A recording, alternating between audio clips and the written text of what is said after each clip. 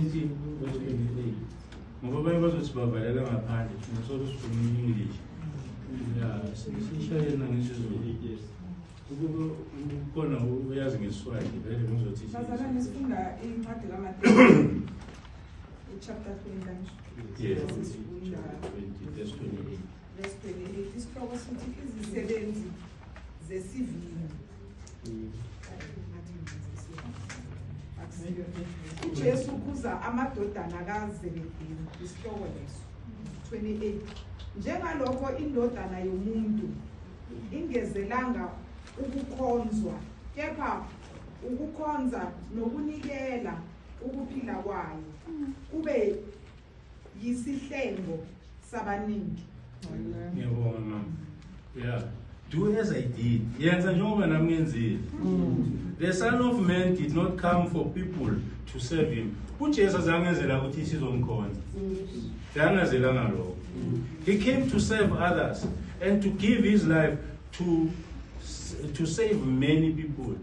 So wena kufanele ukwazi ukuthi umuntu omkhonzayo uNkulunkulu is the creator. He's the creator of Jesus as well because he's the father. So uzele uJesu uzele ukuthi uzogcwalisa and uzozama ukusindisa ebafuna ukusindiseka. Nina nibonisile namuhla ukuthi you are here not to serve uJesu but nize ngoba nine understanding ukuthi uJesu mhla afa wayengafi ukuthi ufela ukuthi ngobe uyaphila but the purpose was to die so that thina sizoba safe. Yeah. So asingayilahleni asihlaleni njalo sazi ukuthi whatever esikwenzayo ne we are not doing it for Jesus. Yes.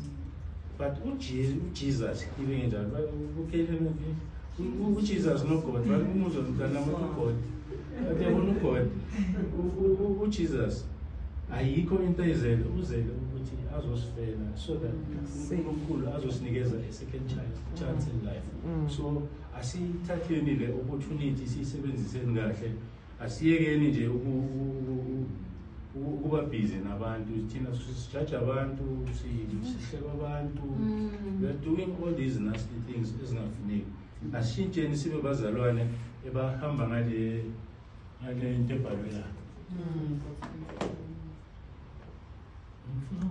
Sadabanya bayibonanga ngibafishana. Neyona lento le. Kuthi la God's principles means ne sizohamba ngemiyalo yakaNkulunkulu. Asenzeni njalo njengoba uJesu sekasibhayilile. Asisaleni singasayeki asibambeni njalo siqhubekene nokutshela abantu ngezwi lakaNkulunkulu. Ngicela le ngoma le engicelile ashayeni le ngoma bese lo kufanele azosenzela i-motivation asondele ngaphambili.